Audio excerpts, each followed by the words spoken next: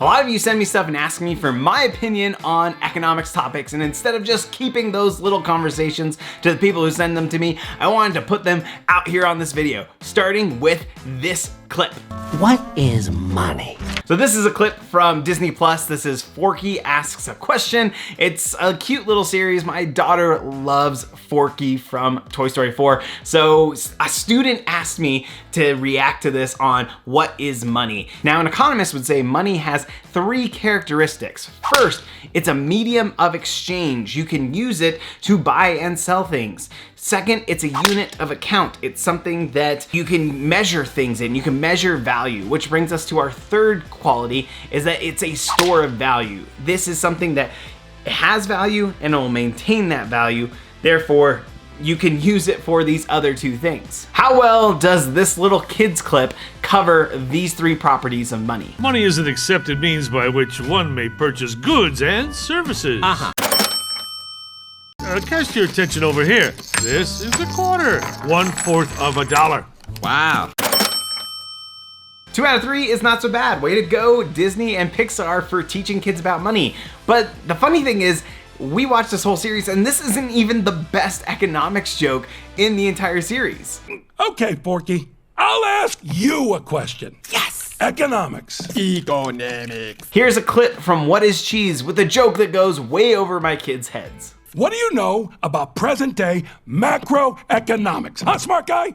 You mean Keynesian economics? John Maynard Keynes had major influence during the Depression and post-war, but now, not so much. This next one comes from Twitter. Corbin Miller tagged me in it. The picture is originally from Luke Watson, and the tweet says that this is a story of markets in 3 days. So this is a sign in front of McDonald's that says they're now hiring at $11 per hour. Then there was apparently a Burger King nearby that was hiring for $11.25 an hour. Gonna be hard to compete with that. Not if McDonald's raises the wage, $12 an hour. Look at that competition. People say that there isn't such competition, that we've got these big businesses that can control wages and there's no way for people to get higher wages, but here you have a McDonald's and a Burger King within the same area, and in 3 days they compete up the wages to the point where McDonald's is now offering $1 more per hour. That's a huge increase in wages.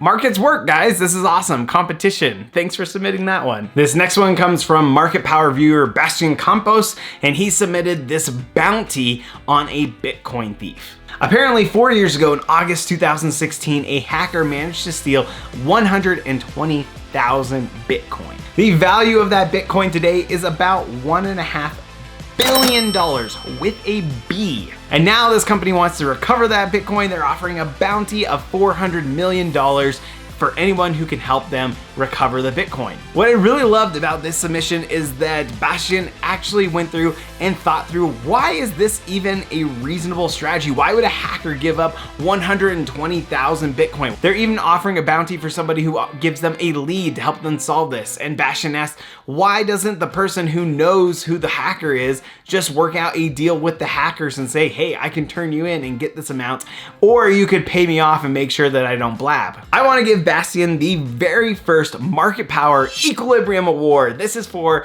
thinking through what is the equilibrium in this situation. I particularly love thinking about that person who could turn in the hacker but says, why don't I just ask the hacker to pay me? I just love the way he thought through this. The Equilibrium Award goes to the person who thinks like an economist in a situation where clearly economics is needed. Love it. What are the economics of this situation? What do I think is going to happen? I think the implicit bargain here is that if the hackers return the Bitcoin, they are not going to, the company is not going to press charges, that they don't want to, they just want to solve this problem rather than put this person in jail. And so the idea is, if you return this, not only do you get $400 million, you don't go to jail. I think that's the incentive they're trying to send them. I don't know if that's gonna work. I don't know if the company has the authority to say, we're no longer pressing charges. The FBI might be more interested in figuring out who these hackers are and say like, yeah, I don't care that you paid them a bounty.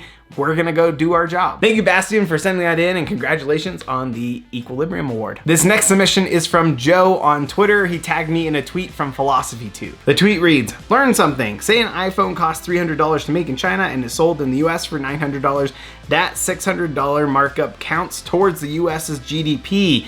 Even though all value is added, nothing extra was produced. The grammar on the tweet is a little bad. I'm sorry. It's probably some autocorrect error. It concludes, big GDP nations are doing sleight of hand with other people's stuff. So the idea is this $600 increase in GDP is not actually anything being created. It is just sleight of hand. This is just messing with the statistics. I know this sounds weird and I can see why people think that this is wrong, but okay, I've gotten a good example. Let me go grab something that's gonna show you what I'm thinking of.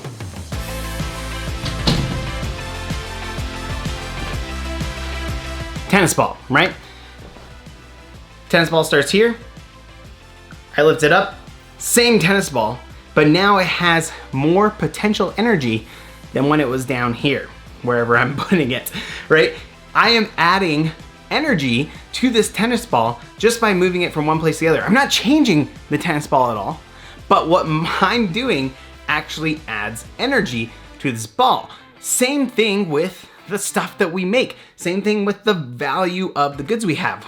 People who take a phone that costs $300 to make in China and then move it to a place where people are willing to pay $600 have now created value. That is energy added to this thing. They've taken it from a place of low value to a place of high value. And it's not that they did nothing. There's effort, there's opportunity costs, there's a whole logistical system around moving that phone from China to the United States. That is real value being added to that product. They are actually creating something better, even though they're just moving it from one place to another. Just like I am creating more energy in this ball by moving it from a low place to a high place. Here's the wild thing. I'm adding energy to this ball just by moving it a little bit. There are some people who are so good at adding energy to this ball that it actually makes millions and millions of dollars. That's what tennis is, right? Tennis is just taking a ball and adding energy to it, and some people are better at adding energy to it than others, and therefore they create millions and millions, hundreds of millions of dollars of value just through their ability to add energy to a ball. Same thing happens with a lot of goods in economics. Do you want to submit something to my Economist React series? I'm gonna be doing more of these as long as you guys want me to, and as long as you guys are submitting stuff. There are 3 ways that you can submit. You can leave a comment below. That's gonna work, but probably not the most efficient way because it's gonna lack a detail, but you can still ask me to do stuff. You can tag me on Twitter, or you can sign up for my newsletter and you can contact me through my email and my newsletter. Both the links to my Twitter and my newsletter are going to be in the comments below. If you want to submit, let me know. Thank you so much for watching. Be sure to go ahead and watch some of my other videos here, so that way you can learn more fun principles of economics and also join this community of people interested in and excited about economics. We'll see you in the next video.